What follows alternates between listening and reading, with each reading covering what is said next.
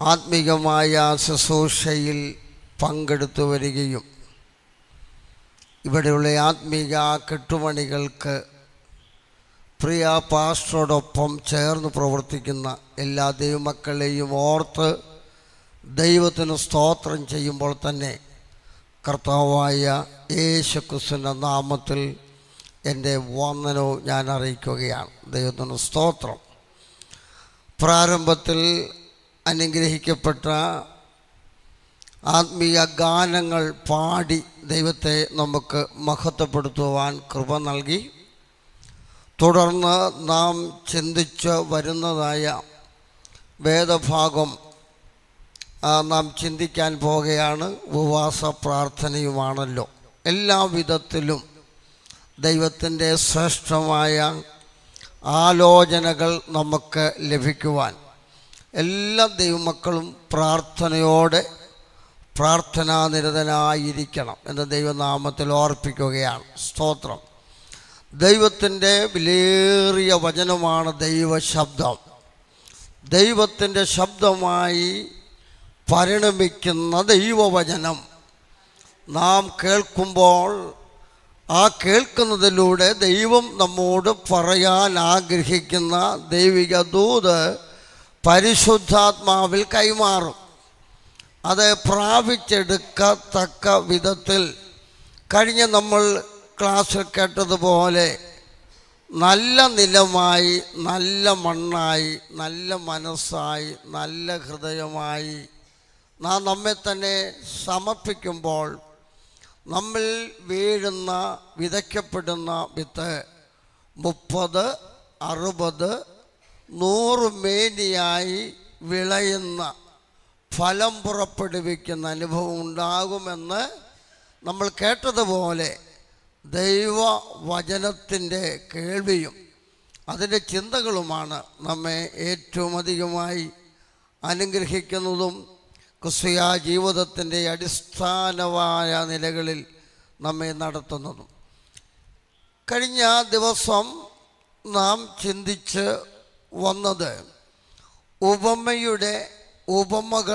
ഉപമകളിലൂടെ മർക്കോസ് പറഞ്ഞെടുത്തുള്ള ഒരു ഉപമയെ നമ്മൾ ആസ്പദമാക്കിയാണ് പറയുവാൻ തക്കോണം ഇടയായിത്തീർന്നത്. അതിൻ്റെ നാം ചിന്തിച്ചതുപോലെ ഇതിനു മുമ്പ് ചില വിഭജനങ്ങൾ പറഞ്ഞിരുന്നു. ഇത് ഞാനത് അത് ഒന്നുകൂടെ ഓർപ്പിക്കാനല്ല ആഗ്രഹിക്കുന്നത്. ആ വിഭജനത്തിൻ്റെ പറഞ്ഞിരിക്കുന്നതിൽ നിന്നും ഒരു ഭാഗമാണ് നമ്മൾ ചിന്തിക്കുന്നത്. 4-ാം അധ്യായം 35 മുതൽ 23 വരെ ഉള്ള വേദഭാഗങ്ങളിൽ ഗലീല തടാകത്തിൻ്റെ ഗലീല കടലിൻ്റെ ഇരുകരയിലും യേശു കർത്താവ് ചെയ്തതായ നിവർത്തിച്ചതായ തൻ്റെ പ്രവർത്തികൾ, അതുപോലെ ഗലീല തടാകത്തിലുണ്ടായ കാറ്റ്, അതുപോലെ ഗദരദേശത്തെ ഭൂതം, യായിറോസിൻ്റെ മകളുടെ സൗഖ്യം, രക്തസ്രവക്കാരിയുള്ള സ്ത്രീ, യോഹന്നാൻ സ്നാപകൻ്റെ മരണം, ഒപ്പം 5000 പേരെ പോഷിപ്പിക്കുന്നതൊക്കെ രണ്ടാം വിഭജനത്തിൻ്റെ രണ്ടാമത്തെ ഭാഗത്ത് പറഞ്ഞിട്ടുള്ള കാര്യമാണ്. ഈ പറഞ്ഞ ഇത്രയും കാര്യങ്ങളിൽ നിന്നും ഏറ്റവും അവസാനമായി ഞാൻ പറഞ്ഞ കാര്യമാണ് ചിന്തിക്കുന്നത്.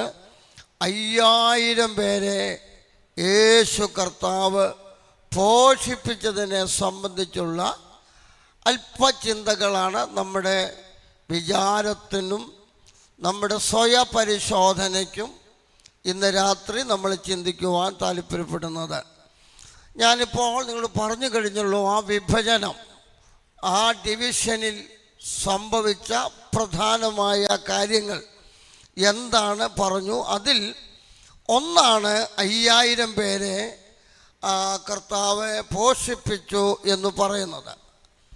നമുക്കറിയാം, പരിശുദ്ധാത്മാവിനാലുള്ള നിയോഗത്തിൽ, പരിശുദ്ധാത്മാവിൻ്റെ ആലോചനയാൽ മർക്കോസിൻ്റെ സുവിശേഷത്തിൽ പ്രസ്താവിച്ചിരിക്കുന്ന അഥവാ രേഖപ്പെടുത്തിയിരിക്കുന്ന ഉപമകളെ തുടർന്ന് ഉപമകളെ അവിടെ പറഞ്ഞതിന് ശേഷം അത്ഭുതങ്ങളുടെ തിരഞ്ഞെടുപ്പിനെ കൂടെ മർക്കോസ് രേഖപ്പെടുത്തിയിട്ടുണ്ട്. പ്രാരംഭമായ ക്ലാസ്സിൽ ഞാൻ ഓരോ അത്ഭുതങ്ങളുടെ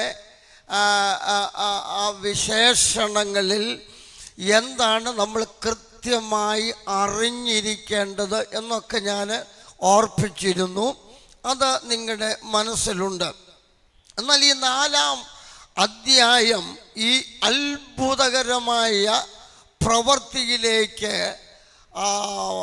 മർക്കോസ് പ്രവേശിക്കുമ്പോൾ ആ അധ്യായത്തിൽ തന്നെ യേശുക്രിസ്തുവിൻ്റെ അധികാരം, അതോറിറ്റി ഓഫ് ജീസസ് ക്രൈസ്റ്റ്, യേശുക്രിസ്തുവിൻ്റെ അധികാരത്തെ വ്യത്യസ്തമായി രേഖപ്പെടുത്തിയിട്ടുണ്ട്. നമുക്കറിയാം, ഗലീല തടാകത്തിലുണ്ടായ വലിയ കാറ്റ്, സൈക്ലോൺ പോലെയുള്ള ഒരു വലിയ കാറ്റ് ഗലീല കടലിനെ അഥവാ തടാകത്തെ ഇളക്കി മറിച്ച ഒരു കാറ്റാണ്. നമ്മളത് ചിന്തിക്കുമ്പോൾ ലോകത്തിലെ ഒരു നാവികന് പോലും കീഴടക്കുവാൻ കഴിയാത്ത വിധത്തിൽ ആഞ്ഞടിച്ച കൊടുങ്കാറ്റിനെ അവിടെ നമ്മൾ കാണുമ്പോൾ യേശു അവിടെ ഉപയോഗിച്ച അധികാരമെന്ന് പറയുന്നത് പ്രകൃതിയിന്മേലുള്ള യേശുക്രിസ്തുവിൻ്റെ അധികാരത്തെയാണ് കാണിക്കുന്നത്. എന്താണൊന്ന്?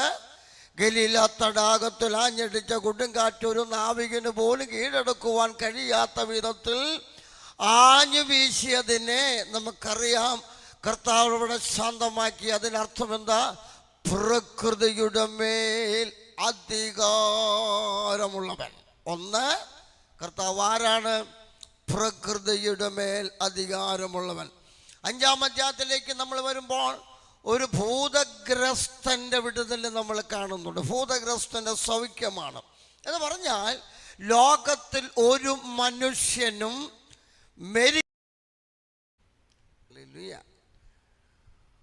ചർച്ചക്കോടിൻ്റെ ഒരു ഓവർസിയർ ഇട്ടി സാറ് ഒരു ശവസംസ്കാരം നടത്തിക്കൊണ്ടിരുന്നപ്പോഴാണ് മരിച്ചത്. ഒരു സെമിത്തേരിയിലാണ്. ബോഡിയെല്ലാം കൊണ്ടുവന്നു, എല്ലാം സെറ്റപ്പാക്കി. അദ്ദേഹം പറഞ്ഞു, നമുക്ക് പ്രാർത്ഥിക്കാം എന്ന് പറഞ്ഞു. പുറകോട്ട് മറിഞ്ഞു മരിച്ചു. ആരെ അടക്കാൻ വന്ന ഒരു പ്രത്യാശയുള്ള ഒരു വർഷങ്ങൾക്ക് മുമ്പാണ്. അപ്പം ഞാൻ മരിക്കുകയില്ലെന്ന് തോന്നുന്നു. അങ്ങനെ തീരുമാനമെടുത്ത ഒരു മൂൺ ഡാൻസർ ഉണ്ടായിരുന്നു. ആരാ മൂൺ ഡാൻസർ? ഇതില്ലേ? അറിയാൻ വയ്യ അല്ലേ? റഹ്മാനോ? ആരും കേട്ടിട്ടില്ല.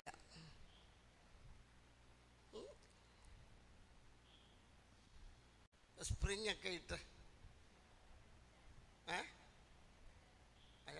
മൈക്കിൾ ജാക്സൺ ഉണ്ട്. ഇപ്പോഴാ മുടി എന്നൊക്കെ പറഞ്ഞപ്പോഴാ അത്ര അല്ലല്ലോ. 150 വർഷം വരെ ജീവിക്കുമെന്നാണ് പറഞ്ഞത്. ഞാൻ 150 വർഷം ജീവിച്ചിരിക്കും.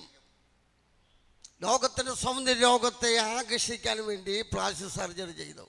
മുഖമൊക്കെ മാറ്റി, മുടിയൊക്കെ ചുരുട്ടി. ഒപ്പം ഡോക്ടർമാർ, നേഴ്സുമാർ, വേയ്പ്പുകളൊക്കെ ഉണ്ടായിരുന്നു. ആ ഉടുക്കുന്ന വസ്ത്രം, ധരിക്കുന്ന വസ്ത്രം, കഴിക്കുന്ന ആഹാരം, കുടിക്കുന്ന വെള്ളം, പറയുന്ന വാക്കൊന്നും ഡോക്ടർമാർ പറഞ്ഞിട്ടില്ല കേട്ടോ. സ്തോത്രം. അങ്ങനെയൊന്നും നിങ്ങൾ ചിന്തിക്കരുത്. സ്തോത്രം. പക്ഷെ വെള്ളം കൊണ്ട് മോളെ ഇവിടെ കൊണ്ട് വെള്ളം വെച്ചാൽ ഞാൻ കുടിക്കുക വിശ്വാസത്തോടെ. എന്നാൽ മൈക്കിൾ ജാക്സൺ ചെയ്യില്ല. അത് വലിയ വിശദമായിട്ട് ചിന്തിക്കേണ്ടത്. ഞാൻ വെറുതെ തീരുമാനമെടുക്കുന്നതിനെ കുറിച്ചും പറയാണ്. പക്ഷെ 50-ാമത്തെ വയസ്സിൽ, അതുകൊണ്ട് ഞാൻ മരിക്കില്ലെന്നൊന്നും ആരും,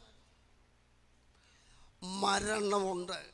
പക്ഷേ ആ മരണത്തിൻ്റെ മേലുള്ള അധികാരമുള്ളവൻ ലോകത്തിൽ ഒരാളെ ഉള്ളൂ, യേശുവാണ്.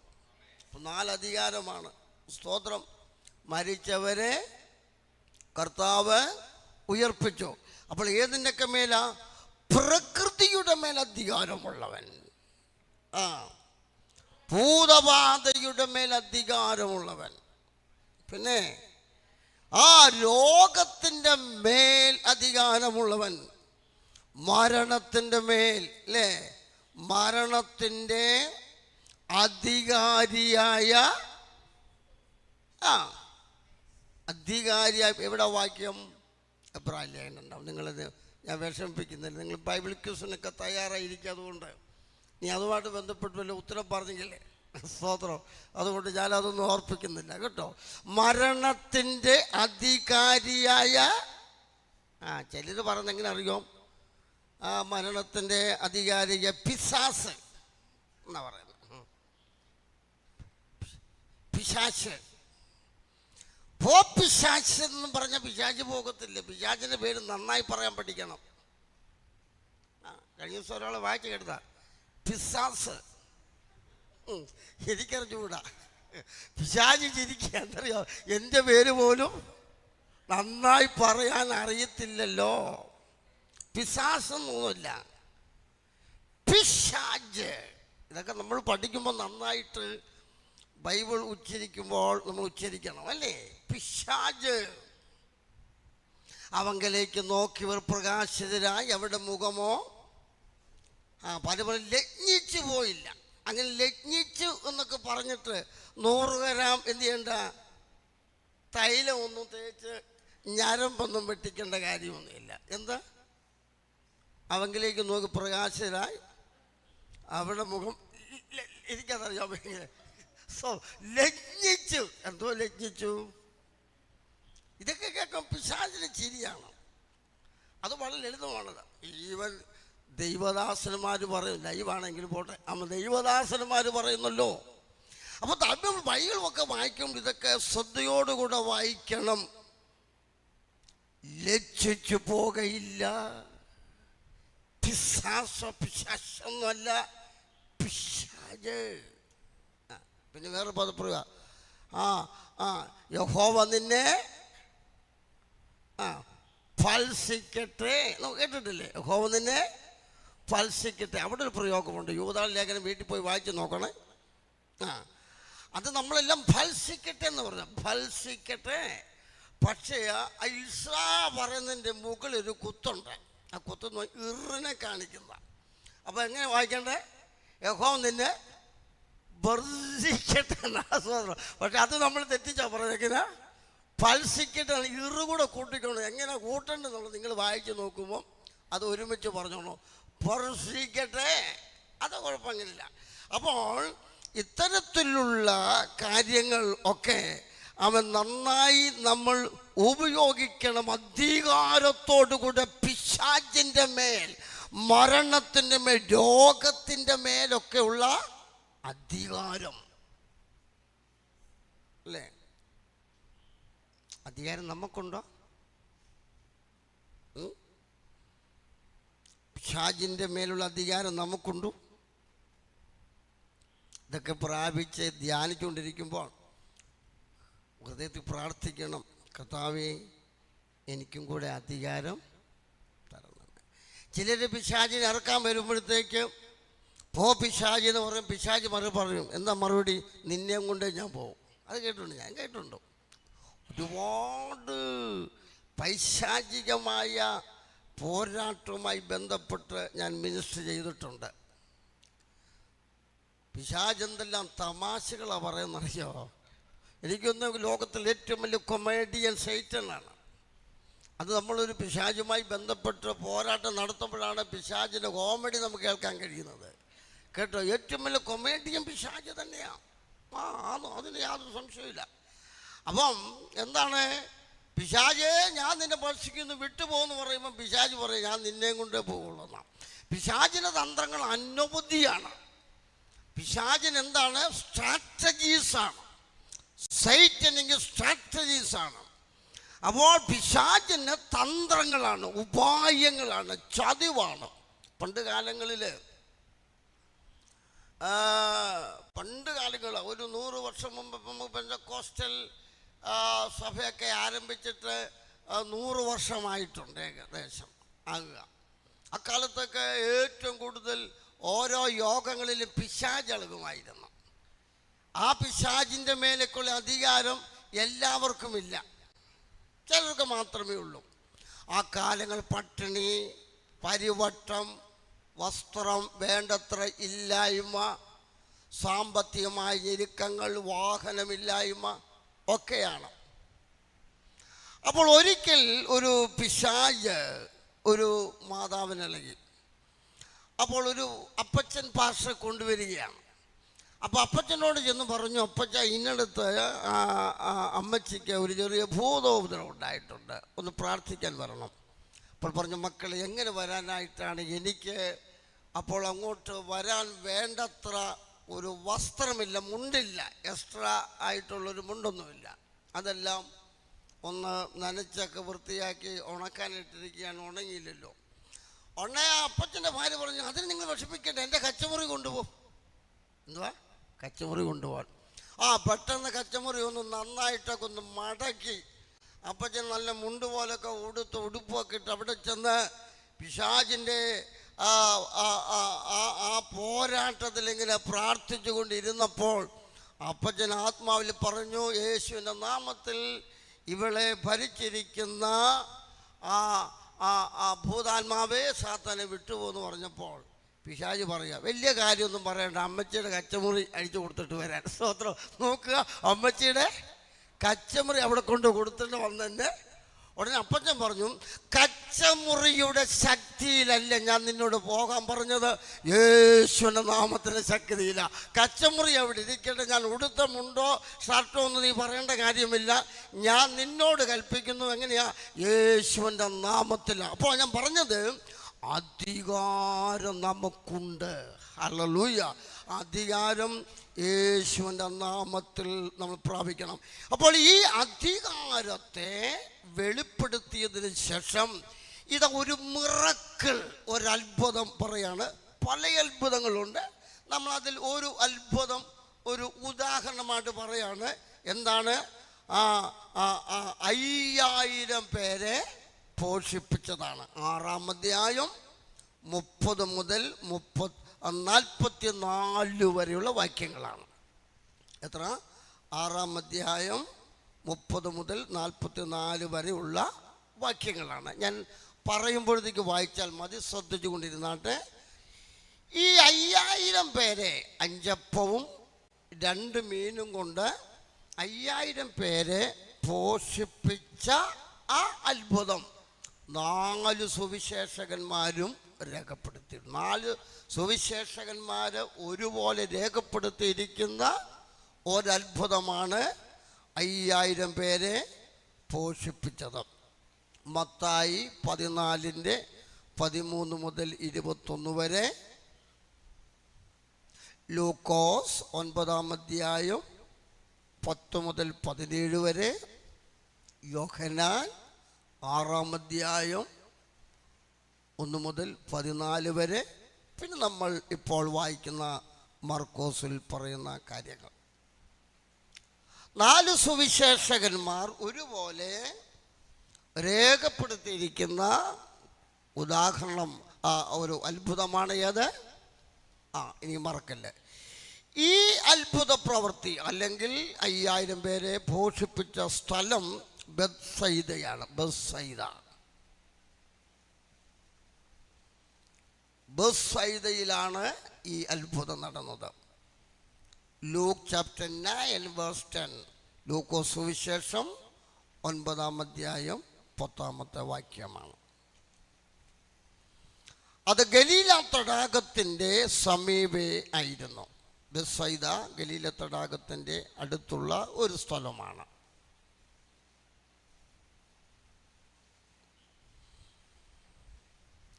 കഫർനഹൂമിലെ ശിഷ്യന്മാരുടെ ദൗത്യമൊക്കെ നിവർത്തിച്ച്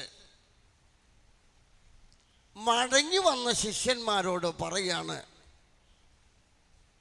നിങ്ങൾ അല്പം ആശ്വസിക്കണം, നിങ്ങൾ അല്പം വിശ്രാമം പാലിക്കണം. അതിന് അതിനുവേണ്ടി യേശു ഒരു പടകിൽ ഗലീല കടലിൻ്റെ ആളൊഴിഞ്ഞ, അതായത് കിഴക്കേക്കര എന്നാണ് നമ്മൾ അതിൻ്റെ ആ ഭാഗമൊക്കെ പഠിക്കുമ്പോൾ, ആളൊഴിഞ്ഞ ഒരു സ്ഥലത്തേക്ക് കൊണ്ടുപോയിട്ട് യേശു പറഞ്ഞു, നിങ്ങൾ വിശ്രമിക്കേ. പക്ഷേ നമ്മൾ വായിക്കുന്നു, അനേക ആളുകൾ കാൽനടയായും യേശുവിൻ്റെ അടുക്കൽ വരികയാണ്, വചനം കേൾക്കാൻ വരികയാണ്. ഇനിയുമാണ് നമ്മുടെ ചിന്ത ഒന്ന് രൂപപ്പെടുത്തി നമ്മൾ പോകുന്നത്. നമുക്ക് 6-ാം അധ്യായം സ്തോത്രം, അതിന് 30-ാമത്തെ വാക്യം വായിച്ച്, ബൈബിൾ ഉള്ളവരെല്ലാം തുറന്നു, നിങ്ങൾ എന്നോടുകൂടെ സഞ്ചരിച്ച് വന്നാട്ടെ അല്പസമയം. പിന്നെ അപ്പോസ്തലന്മാർ യേശുവിന്റെ അടുക്കൽ വന്നുകൂടി തങ്ങൾ ചെയ്തതും ഉപദേശിച്ചതും എല്ലാം അറിയിച്ചു. വരുന്നവരും പോകുന്നവരും വളരെ ആയിരുന്നതിനാൽ അവർക്ക് ഭക്ഷിപ്പാൻ പോലും സമയം ഇല്ലായക കൊണ്ട് അവൻ അവരോട്, നിങ്ങൾ ഒരു ഏകാന്ത സ്ഥലത്ത് വേറിട്ട് പോയി അല്പം ആശ്വസിച്ചു കൊള്ളുവിൻ എന്ന് പറഞ്ഞു. അങ്ങനെ അവർ പടകിൽ കയറി ഒരു ഏകാന്ത സ്ഥലത്ത് വേറിട്ട് പോയി. അവർ പോകുന്നത് പലരും കണ്ടറിഞ്ഞു. എല്ലാ പട്ടണങ്ങളിൽ നിന്നും കാൽനടയായി അവിടെ കൂടി അവർക്ക് മുൻപേ എത്തി. അവൻ പടകിൽ നിന്ന് ഇറങ്ങിയാറേ വലിയ പുരുഷാരത്തെ കണ്ട് അവർ ഇടയൻ ഇല്ലാത്ത ആടുകളെ പോലെ ആകൊണ്ട് അവരിൽ മനസ്സലിഞ്ഞ് പലതും ഉപദേശിച്ചു തുടങ്ങി. പിന്നെ നേരം നന്നേ വൈകിട്ട് ശിഷ്യന്മാർ അവന്റെ അടുക്കൽ വന്നു. ഇത് നിർജ്ജന പ്രദേശമല്ലോ, നേരവും നന്നേ വൈകി, ഭക്ഷിപ്പാൻ ഇല്ലായ്കയാൽ അവർ ചുറ്റുമുള്ള കുടികളിലും ഊരുകളിലും ചെന്ന് ഭക്ഷിപ്പാൻ വല്ലതും കൊള്ളേണ്ടതിന് അവരെ മതി. ബാക്കിയുള്ള ഭാഗങ്ങൾ നിങ്ങൾ ശ്രദ്ധയോടെ വായിക്കണം. ഒരല്പ കാര്യങ്ങൾ നിങ്ങൾക്ക് ഒന്ന് ഗ്രഹിക്കേണ്ടതിന് വേണ്ടിയാണ് ഞാൻ ആ പശ്ചാത്തലം ഒന്ന് വായിച്ചത്. മുഴുവൻ കാര്യങ്ങൾ വ്യാഖ്യാനിക്കുകയല്ല, അതിൽ 1-2 കാര്യങ്ങൾ മാത്രം, ഇമ്പോർട്ടൻ്റ് ആയ 1-2 കാര്യങ്ങൾ മാത്രമാണ് ഓർപ്പിക്കുന്നത്. യേശു അവിടെ കൂടിയ ജനത്തെ കണ്ടു. എങ്ങനെയാ കണ്ടത്? ഇടയനില്ലാത്ത അല്ലേ ആടുകളെ പോലെ കണ്ടു. അവിടെ ഒരു പദം കാണുന്നുണ്ട്, മനസ്സലിഞ്ഞു എന്നാണ്. അവരോട് കരുണ തോന്നി, മനസ്സലിഞ്ഞു എന്ന് കാണുന്നു. എന്നിട്ട് യേശു പഠിപ്പിക്കാൻ തുടങ്ങി, ഉപദേശിപ്പാൻ തുടങ്ങി എന്നാണ് അവിടെ രേഖപ്പെടുത്തിയിരിക്കുന്നത്. പക്ഷേ അവിടെ ഒരു പദപ്രയോഗം കാണുന്നു, ആ സ്ഥലം ഒരു നിർജ്ജന പ്രദേശമായിരുന്നു. വാക്യം 36 അതൊന്ന് വായിച്ചോ. ഭക്ഷിപ്പാൻ ഇല്ലായ്കയാൽ അവർ ചുറ്റുമുള്ള കുടികളിലും ഊരുകളിലും ചെന്ന് ഭക്ഷിപ്പാൻ വല്ലതും കൊള്ളേണ്ടതിന് അവരെ പറഞ്ഞയക്കണം എന്ന് പറഞ്ഞു. മതി. നിർജ്ജന പ്രദേശം എന്ന് കാണുന്നു. പക്ഷേ ഇത് നിർജ്ജന പ്രദേശമല്ലോ. അതെ, അബ്സല്യൂട്ട്ലി ഡെസേർട്ട് നമുക്ക് പറയാൻ കഴിയില്ല, മണലാരണ്യം എന്ന് പറയാൻ കഴിയില്ല. കാരണം 50ഉം 100ഉം പേരെ അല്ല നിരനിരയായി ഇരുത്തിയെന്ന് കാണുമ്പോൾ അവിടെ പച്ച പുല്ലൊക്കെ ഉണ്ടായിരുന്നു എന്ന് നമുക്ക് കാണാൻ കഴിയുന്നുണ്ട്. അത് എന്തുമായിക്കൊള്ളട്ടെ, അവിടെ നമ്മൾ മനസ്സിലാക്കുന്ന കാര്യം, നേരം നന്നേ വൈകി, സമയം എന്ത് ചെയ്തിരിക്കുന്നു, സന്ധ്യയോട് അടുത്തിരിക്കുന്നു. അപ്പോൾ ശിഷ്യന്മാര് ഒരാവശ്യം പറയാണ്, കർത്താവേ, ഗുരുവേ, ഇനിയും ഈ ആളുകളെ നമ്മോടൊപ്പം നിർത്തുന്നത് ശരിയല്ല, നേരം വൈകിയിരിക്കുന്നു, അവരെ അവരുടെ ഊരുകളിലേക്ക് പറഞ്ഞയക്കണം. എന്തിനാണ്? ഭക്ഷണം കൊള്ളേണ്ടതിന് അവരെ പറഞ്ഞയക്കണം. അപ്പോൾ യേശു അതിനൊരു മറുപടി പറഞ്ഞു, നിങ്ങൾ അവർക്ക് ഭക്ഷണം കൊടുക്കണം. അവർ പോകേണ്ടതില്ല, മടങ്ങിപ്പോകേണ്ടത് ഇല്ല, അവരെ പറഞ്ഞയക്കേണ്ടത് ഇല്ല. നിങ്ങൾ അവർക്ക് ഭക്ഷണം കൊടുക്കണം എന്നുള്ളതാണ്. അതിൻ്റെ അർത്ഥം ഒരു വിശപ്പിൻ്റെ ആവശ്യകതയിൽ ഇരിക്കുന്നവരെ ഒരിക്കലും കർത്താവ് പറഞ്ഞയക്കാൻ താല്പര്യപ്പെടുന്നില്ല. അവൻ നോക്കണം, കാരണം എന്താ? യേശു ആരാണ്? സാക്ഷാൽ ജീവന്റെ ഉറവയാണ്. യേശു ആരാണ്? സാക്ഷാൽ ജീവന്റെ അപ്പമാണ്. ഹല്ലേലൂയ. അപ്പൊ സാക്ഷാൽ ജീവന്റെ ഉറവ, ജീവന്റെ അപ്പമായിരിക്കുന്ന യേശുവിൻ്റെ അടുക്കൽ നിന്നും പോകേണ്ട കാര്യം ഇല്ല. അപ്പം നമ്മളിവിടെ മനസ്സിലാക്കേണ്ട കാര്യം, അങ്ങനെ പോകുവാൻ പറഞ്ഞത് എന്താണെന്നറിയാമോ? 36 വാക്യത്തിൽ നമ്മൾ വായിച്ചു, they had nothing to eat. അവർക്ക് ഭക്ഷിപ്പാൻ ഒന്നും ഇല്ല എന്ന് പറഞ്ഞാൽ അവർക്ക് അവരായി തന്നെ സ്വയമായി തന്നെ തൃപ്തിപ്പെടുത്തത്തക്ക വിധത്തിൽ അവരുടെ കയ്യിൽ ഒന്നും തന്നെ ഇല്ലാത്ത ഒരവസ്ഥയാകയാൽ ശിഷ്യന്മാർ പറയാനൊരു കാര്യം ചെയ്യാം, അവർ പോയി ഈ ഭക്ഷണ കാര്യങ്ങൾ അന്വേഷിക്കട്ടെ എന്നുള്ളതാണ്. അവിടെ നമ്മൾ മനസ്സിലാക്കേണ്ട ഏറ്റവും പ്രധാനമായ കാര്യം, യേശുവിൻ്റെ അടുക്കൽ നിന്നും ജീവൻ്റെ അപ്പമായവൻ്റെ സമീപയിൽ നിന്നും ജീവൻ്റെ ഉറവയായ യേശുവിൻ്റെ അടുക്കൽ നിന്നും എന്ത് ചെയ്യേണ്ട? അവരെ പറഞ്ഞയക്കേണ്ട കാര്യം ഇല്ല. സ്തോത്രം. ഓർത്തോളണം, ശൂന്യപ്രദേശം, നിർജ്ജന പ്രദേശം, നമുക്കൊന്ന് ചിന്തിക്കാം. എന്താണ്? യേശു ഇല്ലാത്ത, യേശുവിന് സാന്നിധ്യമില്ലാത്ത ഏതൊരു ജീവിതവും ശൂന്യമാണ്, നിർജ്ജനമാണ്. ഹല്ലേലൂയ. ഓർത്തുകൊള്ളണം, ദൈവത്തെ കൂടാതെയുള്ള, നമ്മുടെ കർത്താവിനെ കൂടാതെയുള്ള ഏതൊരുവൻ്റെയും ജീവിതം എങ്ങനെയാണ്? ലൈക്ക് ഡെസേർട്ട്, ശൂന്യമായതാണ്, നിർജ്ജനമായതാണ്. സ്തോത്രം. ഹല്ലേലൂയ. യേശുവിനെ കൂടാതെ ആർക്കും ലോകത്തിൽ ഒരു സംതൃപ്തിയും പ്രാപിപ്പാൻ കഴിയുകയില്ല എന്ന് ഓർപ്പിക്കുകയാണ്. അവിടെ നമ്മൾ ചിന്തിക്കേണ്ട ഒരു കാര്യം പറഞ്ഞിട്ടുണ്ട്, നേരം നന്നേ വൈകിപ്പോയി എന്നുള്ളതാണ്. ഓർത്തോളണം, ഇന്നത്തെ യുഗം അസ്തമിക്കാറായി കേട്ടോ. ഈ യുഗം തീരാൻ പോകുകയാണ്. ഈ യുഗം വളരെ നേരം വൈകിക്കൊണ്ടിരിക്കുന്നു. നമ്മുടെ ജീവിത കാലയളവിൻ്റെയും ഏത് നേരത്തേക്ക് വന്നിരിക്കുന്നു? വൈകുന്നേരത്തേക്ക് വന്നിരിക്കുന്നു. മനുഷ്യ ജീവിതത്തിൻ്റെ, നമ്മൾ പാർക്കുന്ന ഈ യുഗത്തിൻ്റെ ഒരു അവസാന പീരീഡിലേക്ക് വന്നിരിക്കുകയാണ്. നന്നേ വൈകിക്കൊണ്ടിരിക്കുന്ന ഒരു സാഹചര്യത്തിലാണ് നമ്മൾ പാർക്കുന്നത്.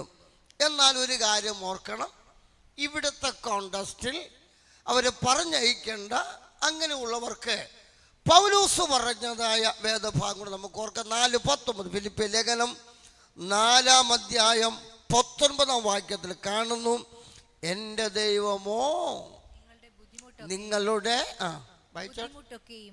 മഹത്വത്തോടെ തന്റെ ധനത്തിനൊത്തവണ്ണം ക്രിസ്തുയേശുവിൽ പൂർണ്ണമായി തീർത്തുതരും. പൂർണ്ണമായി തീർത്തുതരും. അവിടെ നമ്മളൊരു കാര്യം നമ്മൾ ഓർക്കണം, യേശു ക്രിസ്തുവിൻ്റെ അടുക്കൽ വിശ്വാസത്തോടെ നമ്മൾ വരുമ്പോൾ എന്താണ് കർത്താവിൻ്റെ വചനം വ്യക്തമായി ഓർപ്പിക്കുന്നത്? സകല ബുദ്ധിമുട്ടുകളും അല്ലേ പൂർണ്ണമായി തീർത്തു തരുവാൻ കഴിവുള്ള ഒരാളാണ് നമ്മുടെ കർത്താവ്.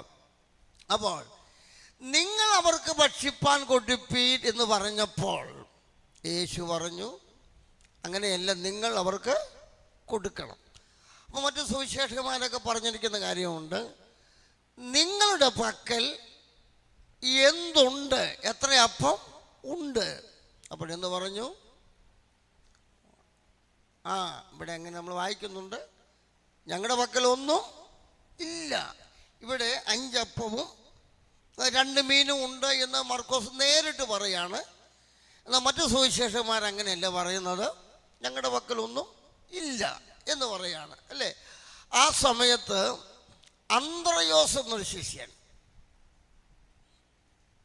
നമ്മളോട് വായിക്കുന്ന കുഞ്ഞു കുട്ടികൾ ഉൾപ്പെടെ ഏകദേശം 20,000 പേരുണ്ടായിരുന്നു എന്നാ കേട്ടോ. അതിൻ്റെ മറ്റ് റീസൺസ് ഒന്നും നമ്മളിപ്പോൾ ആഴമായി ചിന്തിക്കേണ്ട കാര്യമില്ല.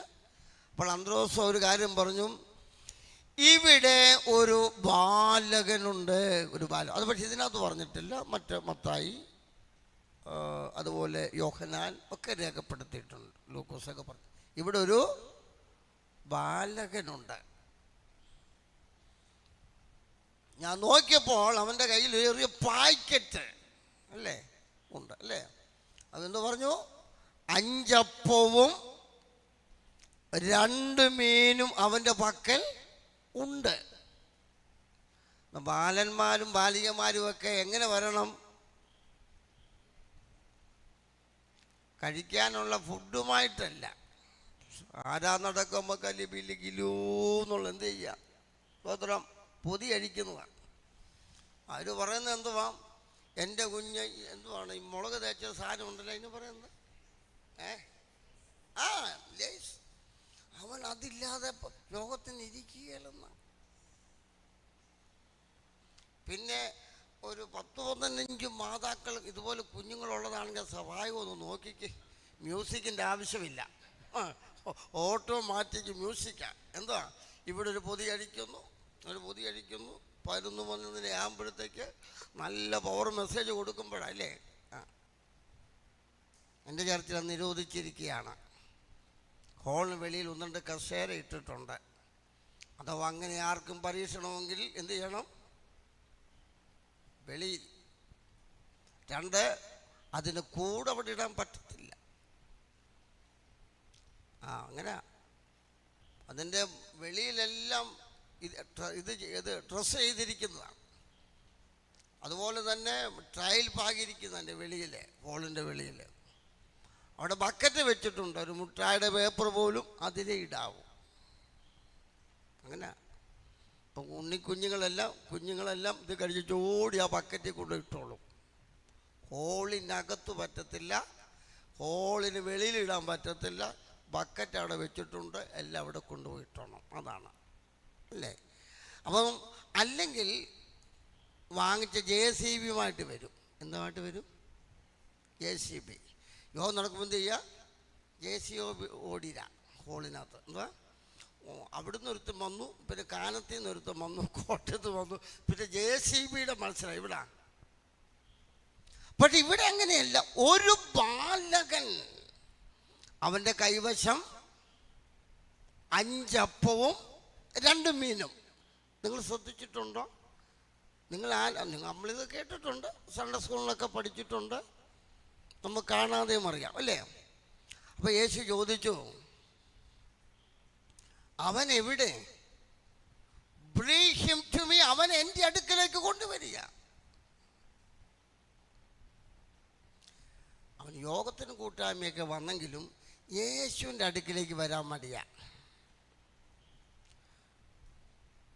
ശുശ്രൂഷയ്ക്കൊക്കെ വരുമ്പോൾ എഴുന്നേറ്റ് വാക്യം പറയാൻ പറഞ്ഞാൽ അങ്ങനല്ലേ, വരും. പക്ഷെ എന്ത് ചെയ്യും? കുഞ്ഞിന് വാക്യം എന്ന് പറയും. വാക്യം പറയാനാണെങ്കിൽ ഞാൻ അങ്ങോട്ട് വരത്തില്ല. അവനെ എൻ്റെ അടുക്കിലേക്ക് കൊണ്ടുവരിക. എൻ്റെ ഭാവന പറയുകയാണെങ്കിൽ വരാത്തവനെ അന്ത്രയോസ് ബലമായി പിടിച്ചിരിക്കുക കഴിക്കാം. അന്ത്രയോസ് മുമ്പിലും ബാലം പുറകിലും. നോക്കണേ, ഒരുവനെ യേശുവിൻ്റെ അടുക്കിലേക്ക് കൊണ്ടുവരാനുള്ള ബുദ്ധിമുട്ട്. അപ്പം ചെറിയ മണലുമുണ്ട്, പൂഴിയുമുണ്ട്. ഇവൻ പയ്യനല്ലേ, 2 തള്ളവെള്ളം മണലിൽ ഇറക്കിയിരിക്കുക. എങ്ങനെ? എന്നിട്ട് ഇവന് വലിച്ചുകൊണ്ട് വരിക. യേശു നിന്നിടത്തോട് വന്നപ്പോഴത്തേക്ക് ഈ പയ്യനെ കൊണ്ടുവന്ന്, ഈ ബാലനെ കൊണ്ടുവന്ന് യേശുവിനെ കൊണ്ടുവന്ന് ദൂരെ നോക്കിയപ്പോൾ ഒരു റോഡ് പോലെ അവനെ മരിച്ചുകൊണ്ട് വന്നതാണ്. അത് നല്ല കാര്യമാണ് കേട്ടോ. ചില പാടുകളൊക്കെ സൃഷ്ടിച്ച് വരും നല്ലതാണ്. പുറകോട്ടൊക്കെ നോക്കുമ്പോൾ നമുക്ക് വന്ന വഴി അറിയാം. സ്തോത്രം. നമുക്കെന്തറിയാം? വന്ന ചില വഴികളറിയാം. ഉടനെ ചോദിച്ചു, ബാലൻ പേരൊന്നും പറഞ്ഞിട്ടില്ല, നിൻ്റെ പേര് ബാലൻ, അത്രയേ ഉള്ളൂ. സ്തോത്രം. അപ്പം പറഞ്ഞു, കൊടുക്കും മോനെ എന്ന് പറഞ്ഞു. ഈ പൊതി കൊടുത്തു. ഹല്ലേലൂയ. പൊതി കൊടുത്തു. മടിച്ചൊന്നുമില്ലെന്നാണ് എൻ്റെ ചിന്ത മുഴുവനും. കൊടുത്തു. ഇന്ന് നമ്മൾ ഉപവാസ പ്രാർത്ഥന പ്രാരംഭത്തിൽ നമ്മൾ സഹോദരി ഓർപ്പിച്ചു, ഒരു പൂർണ്ണമായ സമർപ്പണം. ഈ പൊതി അഴിച്ചപ്പോൾ 5 അപ്പം എന്നുള്ളത് ഒരപ്പമായി മാറി, 2 മീനുള്ളത് 1 മീനായി മാറി. എന്താ ചോദിച്ചാൽ, അപ്പം എങ്ങനെ നമുക്ക് റൗണ്ടല്ലേ, നമ്മളെല്ലാം അപ്പം ഉണ്ടാക്കുന്നവരല്ലേ, ഇനി ഉണ്ടാക്കിയില്ലെങ്കിൽ അപ്പം കഴിക്കുന്നവരല്ലേ. വലിയവരുണ്ടാക്കുന്നു, നമ്മൾ കഴിക്കുന്നു അല്ലേ, സ്വന്തം. ഇതെന്താണ് ഇവൻ പറഞ്ഞ 5 അപ്പം 2 മീന് എന്നറിയാമോ? വലിയ മിറക്കൾ നടക്കുക അവിടെ. എന്താ മിറക്കള്? അന്ധനെ സൗഖ്യമാക്കുന്നു, കുഷ്ഠരോഗി സൗഖ്യമാകുന്നു, നടക്കാത്തവൻ നടക്കുന്നു, ഓടുന്നു എന്ന് വേണ്ട ഓരോ അത്ഭുതങ്ങൾ നടക്കുമ്പോഴും ആളുകൾ ഇങ്ങനെ നിൽക്കുകയാണ്, ആ യേശുവിനെ കാണാൻ നിൽക്കുകയാണ്. അപ്പോൾ ഈ പയ്യൻ ഇതൊക്കെ കാണണമെന്നുണ്ട്. ഒരല്പം കൂടെ പൊക്കം ഉണ്ടെങ്കിൽ യേശു ചെയ്യുന്ന അത്ഭുതം കാണാം. അവനൊന്നും നോക്കിയില്ല, പൊതിക്കിട്ട് താഴോട്ടിട്ട്. എന്തറിയാമോ? അതിന് മുകളിൽ കയറി നിന്നു. സ്തോത്രം. അമ്മ കൊടുത്ത 5 അപ്പം 2 മീനും എന്നുള്ള വിഷയം യേശു ചെയ്ത പ്രവൃത്തി കാണണം. അതിൻ്റെയൊക്കെ മുകളിൽ കയറി നിന്നു മീനൊന്നും. 5 അപ്പം എന്നുള്ളത് എന്തായി? ഒരപ്പവും 2 മീനെന്നുള്ളത് എന്ന് പറഞ്ഞാൽ ഷേപ്പില്ലാതിരുന്നു, ഷേപ്പ്ലെസ്. ഇന്ന് രാത്രി ഉപവാസ പ്രാർത്ഥനയോടുള്ള ബന്ധത്തിൽ ഈ വചനം ചിന്തിക്കുമ്പോൾ നമ്മുടെ ജീവിതത്തിൽ എന്തെങ്കിലും ഷേപ്പില്ലാത്ത ജീവിതം പോലെയാണെങ്കിൽ നോ പ്രോബ്ലം. ഷേപ്പ്ലെസ് ആയതിനെ ഷേപ്പാക്കാൻ ദൈവത്തിന് കഴിയും. വിശ്വസിക്കുന്നുണ്ടോ? വിശ്വസിക്കുന്നുണ്ടോ? ബൈബിളിൽ ഞാൻ വിശ്വസിക്കുന്നുണ്ട്. കർത്താവേ, ഞാൻ ഈ സ്ഥിതിയിൽ എങ്ങനെ ചെല്ലുമെന്നൊന്നും ചിന്തിക്കേണ്ട കാര്യമില്ല. No shape. ഇത് ഷേപ്പൊന്നും ഇല്ലല്ലോ എന്ന് ചിന്തിക്കേണ്ട, അത് കൊടുത്താൽ മതി. എൻ്റെ ഒരു ഭാവന ഞാൻ പറഞ്ഞെന്ന് മാത്രമേ ഉള്ളൂ. സ്തോത്രം. ഹല്ലേലൂയ. അവിടെ നമ്മൾ വായിക്കുമ്പോൾ യേശു അത് കയ്യിൽ വാങ്ങി അല്ലേ? അങ്ങനല്ലേ രേഖപ്പെടുത്തിയിരിക്കുന്ന? കയ്യിൽ വാങ്ങി, വാഴ്ത്തി, സ്വർഗത്തിലേക്ക് നോക്കി അവൻ അപ്പമെടുത്തു, സ്വർഗത്തിലേക്ക് നോക്കി, വാഴ്ത്തി, നുറുക്കി കൊടുത്തു. നോക്കട്ടെ, ഇത് വർദ്ധിച്ചു വന്നു. അപ്പോൾ യേശു ഒരു കാര്യം പറഞ്ഞു കൊടുക്കുന്നതിന് മുമ്പേ. ഇല്ല എന്ന് പറഞ്ഞത് ആരാണ്? ആദ്യം നിങ്ങളുടെ പക്കൽ ഇല്ല, എന്തെങ്കിലും ഉണ്ടോ ചോദിച്ചപ്പോൾ ഇല്ല. അപ്പോൾ ഒരാൾ പറഞ്ഞു, പത്രോസാ പറഞ്ഞെന്ന്. അന്നോ ആരും ചെയ്യേ? ഇല്ല എന്ന് പറഞ്ഞവൻ ആദ്യം വരട്ടെ. അവൻ്റെ കയ്യിൽ കൊടുത്തു. ഇന്ന് രാത്രി ഇല്ല എന്നാണോ പറയുന്നത്? നിന്നെ ആദ്യം നിറയ്ക്കും. സ്തോത്രം, സ്തോത്രം, സ്തോത്രം, സ്തോത്രം. ഇല്ല എന്നുള്ളൊരു സമർപ്പണം നമുക്ക് ചെയ്യാൻ കഴിയുമെങ്കിൽ ദൈവം നമ്മെ നിറയ്ക്കും. ഹല്ലേലൂയ. അവിടെ നമ്മൾ വായിക്കുന്നത്, യേശു ഇത് വിളമ്പാനുള്ള ചുമതല ഏറ്റില്ല. ആരെ ഏൽപ്പിച്ചു? ശിഷ്യന്മാരെയാണ് ഏൽപ്പിച്ചത്. അപ്പം വർദ്ധിച്ചു, കൊടുപ്പീൻ എന്ന് പറഞ്ഞോ? എന്തോ പറഞ്ഞു? പച്ച പുൽപ്പുറവിടെ ഉണ്ടായിരുന്ന പുഷ്പതലമെന്നൊക്കെയാണ് പറയുന്നത്. അവരെ ഇരുത്തുവീൻ. എങ്ങനെ? 1 നിര 50, മറ്റൊരു നിര 100. അപ്പം എണ്ണി നോക്കി കാണും കേട്ടോ. 50 എന്നുള്ളത് 51 ആയില്ല, 100 എന്നുള്ളത് 101 ആയില്ല. അവിടെ എന്ത് കാണാം? ഒരു ഒരു ഒരു ക്രമം കാണാം അല്ലേ? എത്ര വീതമാ? 150 വീതം 150 വീതം നിരനിരയായിരുന്നു. നിരനിരയായിട്ടിരുന്നു. സ്തോത്രം. ഇരിക്കാതെ, ക്രമമില്ലാതെ, ക്രമത്തിൻ്റെ നിരയിൽ വരാതെ എന്തില്ല? വിളമ്പത്തില്ല. പണ്ട് പറഞ്ഞാൽ എൻ്റെ ചെറുപ്പകാലത്ത് വലിയ പെരുന്നാളാണ് നെടുങ്കുന്നം പള്ളിയിലെ പെരുന്നാൾ. ഇവിടെ ഇരിക്കുന്ന പലർക്കും അതറിയാം.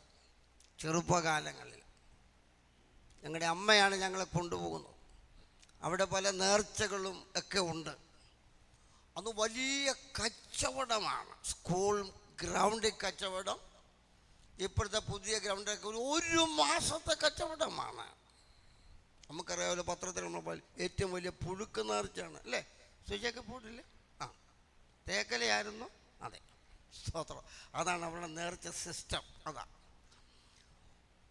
ഓരോ സെക്ഷന് തൂമ്പ, കമ്പി, അതുപോലുള്ള ഐറ്റമ്, കൊട്ട, പായ, പിന്നെ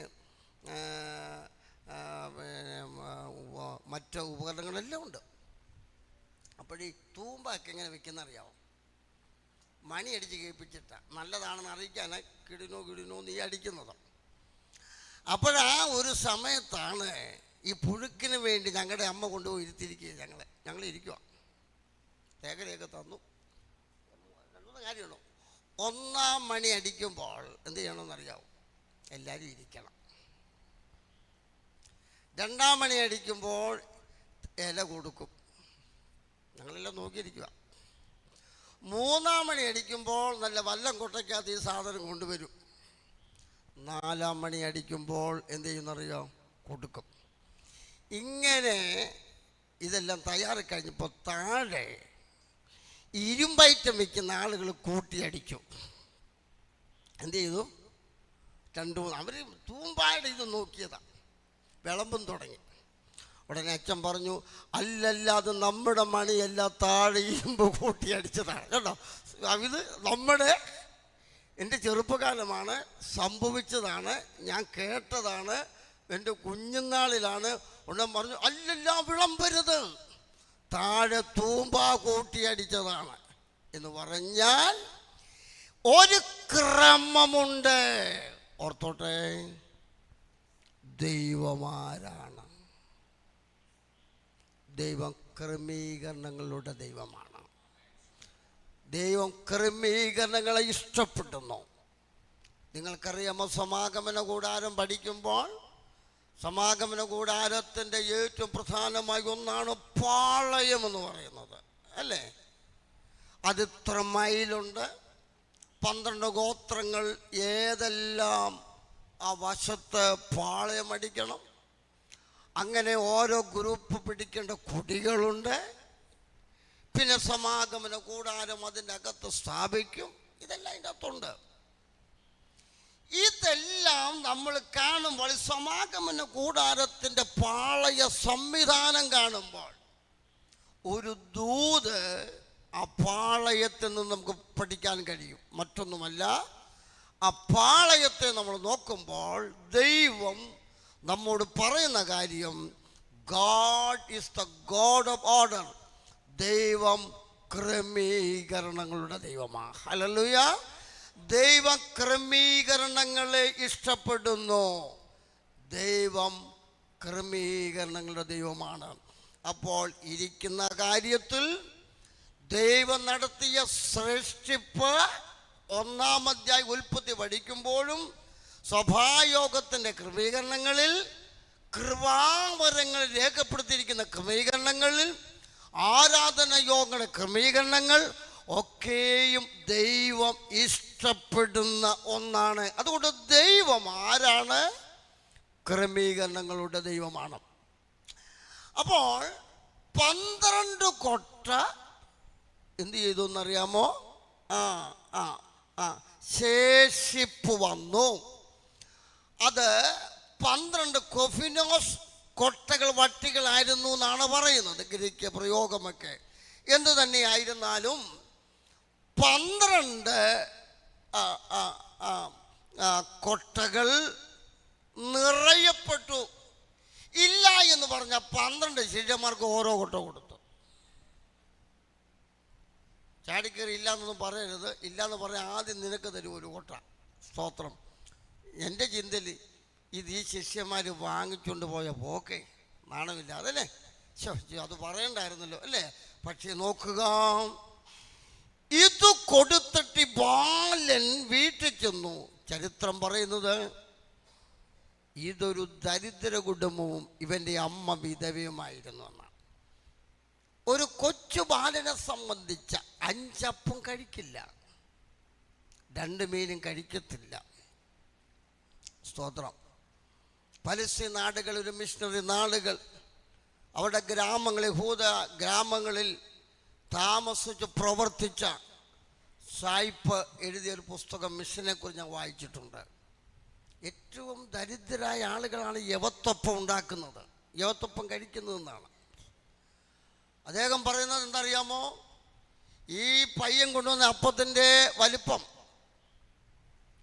നമ്മൾ ബൈബിളിലെ ആരും അങ്ങനെ എന്നോട് ചോദിക്കരുത്. എന്നോടൊരാൾ ചോദിച്ചു, പാഷ ഈ പറയുന്ന കാര്യം ബൈബിളുള്ളതാണോ? ഞാൻ പറഞ്ഞില്ല, അതൊന്നും ബൈബിളിലില്ല, വായിച്ചുള്ള അറിവാ കേട്ടോ. എന്നറിയാമോ, 8 ഇഞ്ച് വ്യാസം, 2 ഇഞ്ച് കനം. എത്രയാ? ഇനി വ്യാസം ഏതാ എന്നോട് ചോദിക്കണേ. ആ വീട്ടിൽ ചെന്ന് സ്കെയിലൊക്കെ പിടിച്ച് നോക്കിക്കോ കേട്ടോ. 8 ഇഞ്ച് വ്യാസത്തിലും 2 ഇഞ്ച് കനത്തിലുമുള്ള 5 അപ്പം ചരിത്രകാരന്മാർ പറയുന്ന, മിഷണറി ഉൾപ്പെടെ പറയുന്നത് ഇവൻ്റെ ഭക്ഷണത്തിനു വേണ്ടി ആയിരുന്നില്ല, വിൽപ്പനയ്ക്കായി. കഴിക്കാനാണെങ്കിലേ എത്ര വേണ്ട പറഞ്ഞാട്ടെ. സ്തോത്രം. എന്താ വേണ്ട പറയണം. അപ്പോൾ ഈ നമ്മുടെ വിൽപ്പന നടത്തിയിട്ട്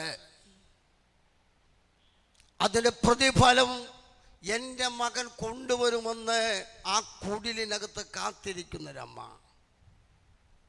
ചെന്നു, മോനെ ഇന്നത്തെ കച്ചവടമൊക്കെ എങ്ങനെ ഉണ്ടായിരുന്നു? നന്നായി കച്ചവടം നടന്നോ?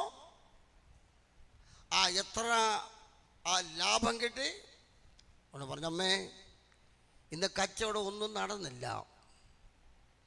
കാരണം 2 ഇഞ്ച് കനത്തിലും 8 ഇഞ്ച് വ്യാസത്തിലും ഉണ്ടാക്കിയ അപ്പം അവിടെ മിറക്കൾ നടത്തിയ, അത്ഭുതം നടത്തിയ യേശുവിൻ്റെ കരങ്ങളിൽ ഞാൻ കൊടുത്തു.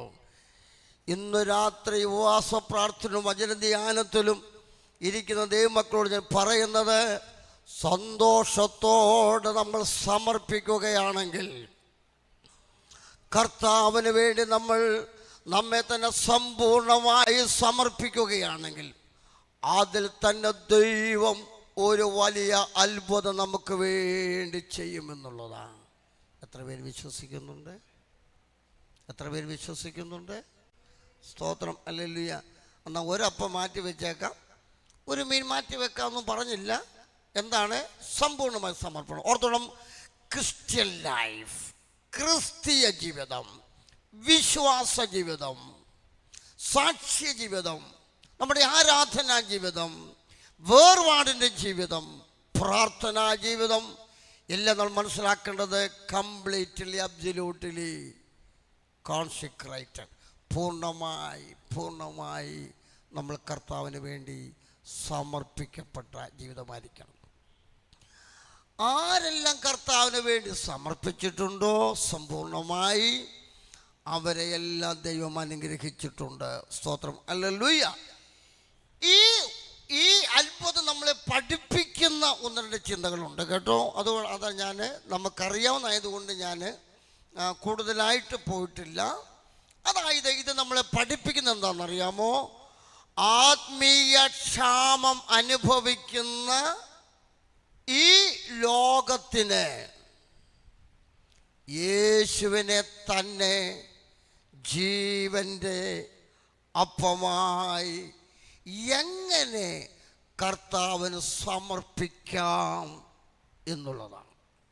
ഞാൻ പറഞ്ഞു കഴിഞ്ഞു. എന്താണ് ആമേൻ, സ്തോത്രം. ഇതെന്താണ് നമ്മളെ പഠിപ്പിക്കുന്നത്? എന്താണ്? ഇന്നത്തെ ലോകം ഒരു വലിയ ആത്മീയ ക്ഷാമത്തിലാണ്. ഈ ആത്മീയ ക്ഷാമം അനുഭവിക്കുന്ന ഈ ലോകത്തിന് യേശുവിനെ തന്നെ ജീവൻ്റെ അപ്പമായി എങ്ങനെ സമർപ്പിക്കാം എന്നുള്ളതാണ്. സ്തോത്രം. എന്തിനാണത്? മറ്റുള്ളവർക്ക് നിത്യ ജീവൻ ലഭിക്കേണ്ടതിന് യേശു അവൻ്റെ ശരീരം, ദേഹം നുറുക്കപ്പെടുന്നതിന് വേണ്ടി ഏൽപ്പിക്കും എന്നുള്ള ഒരു ചിത്രമാണ് നമുക്ക് കാണുവാൻ കഴിയുന്നത്. മാത്രമല്ല, തൻ്റെ മരണത്തെ ഓർമ്മപ്പെടുത്തുന്ന ലോർഡ് സപ്പർ എന്നതിന് പറഞ്ഞ കർത്തൃമേശ, അല്ലേ, തിരുവത്താഴം. പിന്നെന്ത് പറയും? എന്താണ്? കർത്തൃമേശ, തിരുവത്താഴം, എന്താ തിരുമേശ. പള്ളികളിലൊക്കെ എങ്ങനെ പറയുന്നത് അറിയാമോ? സുജ പറഞ്ഞ സുജ പള്ളിയിൽ പോകുന്നതല്ലായിരുന്നോ? അവിടെ എന്താ പറയുന്നത്? അച്ഛൻ വന്ന് ഈ കർത്തൃമേശ നടത്തുന്ന പറയുന്നത് എന്താ? സുജിയെല്ലാം മറന്നുപോയത്. വിശുദ്ധ സംസർഗം മറന്നുപോയോ? വലിയ ആഴമായ അപ്പം നുറുക്ക്, കർത്തൃമേശ, തിരുവത്താഴം, തിരുമേശ, പിന്നെന്താണ്? വിശുദ്ധ സംസർഗം. അങ്ങനല്ലേ? ഞാൻ 80 വിട്ടു പോകുന്ന, എന്നിട്ട് എനിക്ക് ഓർമ്മയുണ്ടത്. സ്തോത്രം. വിശുദ്ധ സംസർഗമാണ്. കാരണം അതിന് ആഴമായ അർത്ഥമുണ്ട്. അത് പഠിപ്പിക്കുകയാണ്. സ്തോത്രം. എന്നാൽ WMB സഭ പറയുന്നത് എങ്ങനെ അറിയാമോ? സ്മരണ ശുശ്രൂഷ, സ്മാരക ശുശ്രൂഷ എന്നാണ് ഞങ്ങൾ പറയുന്നത്. എന്താ ബിനു ആദ്യമായിട്ട് കേൾക്കല്ലേ? സ്മാരക ശുശ്രൂഷ എന്നാണ് പറയുന്നത്. തിരുവത്താഴം കൊണ്ടെന്ന് പറഞ്ഞാൽ ഞങ്ങൾക്ക് പിടികിട്ടൂല. അന്ത്യത്താഴം എന്ന് പറഞ്ഞാൽ പിടികിട്ടൂല. പിന്നെ പറയും സ്മാരക വിരുന്നെന്നാണ് പറയുന്നത്. എന്ന് പറഞ്ഞാൽ എന്താണ്? കർത്തൃമേശ. ആദ്യമായിട്ടാണോ കേൾക്കുന്നത്? അല്ല. ആമേൻ, സ്തോത്രം. അപ്പോൾ യേശുക്രിസ്തുവിന്റെ മരണത്തെ ഓർമ്മപ്പെടുത്തുന്ന തിരുവത്താഴത്തെ കൂടെ ഈ അപ്പം നുറുക്കൽ ഓർപ്പിക്കുന്നു എന്ന് പറയാൻ കാര്യം എന്താണെന്നറിയാമോ? അവനപ്പം എടുത്തു. നമ്പർ 2, അവനപ്പം വാഴ്ത്തി. അതിനകത്ത് വേറെ ചിന്തയുണ്ട്. അപ്പത്തെയാണോ വാഴ്ത്തിയത്, ദൈവത്തെയാണോ വാഴ്ത്തിയത്? സ്തോത്രം. ഹല്ലേലൂയ. കർത്തൃമേശ കൂടുമല്ലോ. കർത്താവിനെ കാണിച്ചു കൊടുത്ത് രാത്രിയിൽ അവനപ്പം എടുത്തു, സ്തോത്രം ചൊല്ലി നുറുക്കി, ഇതാ നിങ്ങൾക്ക് വേണ്ടി നുറുക്കപ്പെടുന്ന എൻ്റെ ശരീരം, വാങ്ങി ഭക്ഷിപ്പീൻ. ഔവണ്ണം അത്താഴം കഴിഞ്ഞ ശേഷം പാനപാത്രം എടുത്തു, അല്ലേ? അങ്ങനെയല്ലേ? ഇതാ നിങ്ങൾക്ക് വേണ്ടി ചൊരിയപ്പെടുന്ന പുതിയ നിയമ രക്തമാകുന്നു. അങ്ങനെ അല്ലാതെ അപ്പം എടുത്തു, സ്തോത്രം ചൊല്ലി നുറുക്കി, ആൾക്കാർ പേടിച്ച് പോകും. സ്തോത്രം. അങ്ങനെയല്ലേ ഇത് പറയേണ്ടത് കേട്ടോ? പറയുമ്പോൾ നല്ലതായിട്ട് പറയും. അവനപ്പം എടുത്തു, സ്തോത്രം ചൊല്ലി നുറുക്കി, ഇത് നിങ്ങൾക്ക് വേണ്ടി തകർക്കപ്പെടുന്ന എൻ്റെ ശരീരം, ഇത് വാങ്ങി ഭക്ഷിപ്പീൻ. അവനത്താഴം കഴിയുമ്പോൾ പാനപാത്രം എടുത്തു, ഇതാ കുടിക്കുമ്പോഴൊക്കെയും എൻ്റെ മരണത്തെ ഓർമ്മപ്പെടുത്തുന്നു. അങ്ങനെ അതുപോലെ മരണത്തിനും കേട്ടോ? മരണത്തിനെ കേട്ടിട്ടുണ്ടാവും. ഇങ്ങനെ, ഹേ മരണമേ നിന്റെ ജയം എവിടെ? ഹേ മരണമേ നിന്റെ വിഷമുള്ള എവിടെ? കർത്താവ് താൻ ഗംഭീരനാദത്തോടും പ്രധാന ദൂതന ശബ്ദത്തോടും ദൈവത്തിൻ്റെ കാഹളത്തോടും കൂടെ അങ്ങനെ സ്വർഗത്തിൽ നിന്ന് ഇറങ്ങി വരുമ്പോൾ എങ്ങനെ മരിച്ചവർ ഉയർത്തെഴുന്നേൽക്കുകയും, അല്ലേ, ജീവനോടെ ശേഷിക്കുന്നവർ രൂപാന്തരം പ്രാപിച്ച് ഒരുമിച്ച് കർത്താവിനെ എതിരേൽപ്പാൻ മേഘങ്ങളിൽ എടുക്കപ്പെടും. ഇങ്ങനെ ഈ വചനം കൊണ്ട് ആശ്വസിച്ചുകൊള്ളേ. ഞങ്ങളുടെയൊക്കെ ശവടക്ക ശുശ്രൂഷയ്ക്ക് പലതായിട്ടാണ് ഇരിക്കുന്നത്. ഏറ്റവും നല്ല പാൻറ്റും നല്ല ഉടുപ്പ് വിട്ട് വായിക്കാൻ അറിയാൻ വയ്യാത്തതുണ്ടല്ലോ ഏറ്റവും പുറകിലാണ്. സ്തോത്രം. പക്ഷേ റെഡിമേഡ് മുണ്ടക്കൈവാ. സ്തോത്രം. ഏറ്റവും നന്നായി വായിക്കാൻ അറിയുന്നവൻ മുമ്പിലും, അല്പം ഇച്ചിരൂടെ വായിക്കാൻ അറിയുന്നവൻ നടുക്കും, ഒട്ടും അറിയാമേ നല്ല പാൻറ്റും നല്ല ബൈലും പിടിക്കുന്ന ഏറ്റവും പുറകിലാണ്. ഇത് പറയുന്നതിന് ചോദിച്ചാൽ ഇതൊക്കെ വായിക്കണം. എന്താണ്? ഹേ മരണമേ, എങ്ങനെ വായിക്കുന്നത്? ഹോ മരണമോ നിന്റെ ജയം എവിടോ, ഹോ മരണമോ നിന്റെ വിഷമുള്ള എവിടോ. സ്തോത്രം. ഏതെല്ലാം ആളുകളാണ് വന്നിരിക്കുന്നത്. സ്തോത്രം അല്ലേ? അങ്ങനല്ലേ? അപ്പോൾ ചിലർ വായിക്കുന്നതാണ്, ഞാൻ കേട്ടുള്ള.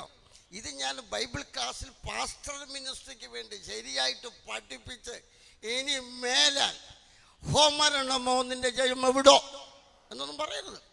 ഇതൊക്കെ പറയുമ്പോഴുണ്ടല്ലോ, മരിച്ചു കിടക്കുന്ന അമ്മച്ചി എഴുന്നേറ്റ് താടിക്ക് കെട്ടിക്കും കെട്ടൊന്ന് മാറ്റി ആരോടാ ഈ വായിച്ചത് എന്ന് നോക്കി വെച്ചാൽ എന്ത് ചെയ്തറിയോ, പിന്നെ അമ്മച്ചി ശവപ്പെട്ടിക്കകത്ത് ശാന്തമായി കിടക്കും. അങ്ങനെ അമ്മച്ചി എഴുന്നേക്കത്തക്ക വിധത്തിലൊന്നും വായിക്കരുത്. അപ്പം നന്നായി വായിക്കണം. ഹേ മരണമേ നിന്റെ ജയം എവിടെ, ഹേ മരണമേ നിന്റെ വിഷമുള്ള എവിടെ. അവൻ സ്തോത്രം. അപ്പോൾ അവൻ അപ്പം എടുത്തു, അവൻ വാഴ്ത്തി, അവൻ നുറുക്കി, അവൻ കൊടുത്തു എന്നതിൽ എന്തു മനസ്സിലാക്കാം? ഈ അത്ഭുത പ്രതിഭാസത്തിൽ യേശുക്രിസ്തുവിൻ്റെ മരണത്തെ ഓർമ്മപ്പെടുത്തുന്ന കർത്തൃമേശയുടെ ഒരു സ്ഥാപനം നമുക്ക് മനസ്സിലാക്കുവാൻ കഴിയുമെങ്കിൽ, കരുതുന്നവനായ ദൈവം മാത്രമല്ല, നമ്മുടെ ആവശ്യങ്ങൾ നിവർത്തിക്കുന്നവൻ മാത്രമല്ല, കാൽവറിയിൽ നമുക്ക് വേണ്ടി മരിച്ച യേശു കർത്താവിനെ ഓർമ്മിക്കുന്ന സ്മാരക ശുശ്രൂഷയുടെ, സ്മരണ ശുശ്രൂഷയുടെ ആഴമായ അർത്ഥമാണ് ഈ അത്ഭുത പ്രവൃത്തി നമ്മെ പഠിപ്പിക്കുന്നതെങ്കിൽ ദൈവകരങ്ങളിലേക്ക് ഏൽപ്പിച്ചാട്ടെ. എല്ലാവരും സമർപ്പിച്ചേ, എല്ലാവരും സമർപ്പിച്ചാട്ടെ കർത്താവിൻ്റെ സന്നിധിയിൽ. ബാലൻ, ഹല്ലേലൂയ, അവൻ ബാലനെ തന്നെ, ബാലൻ്റെ കൈവശമുണ്ടായിരുന്ന മുഴുവനും ദൈവത്തിൻ്റെ കരുത്തിൽ ഏൽപ്പിച്ചതുപോലെ നമുക്ക് സമർപ്പിക്കാം. എല്ലാവരും ഒന്ന് സമർപ്പിച്ചത് ഉപവാസ പ്രാർത്ഥന കൂടെയാണല്ലോ. കർത്താവേ, എന്നെ തന്നെ ഞാൻ സമർപ്പിക്കുന്നു എന്ന് പ്രാർത്ഥിച്ചാട്ടെ.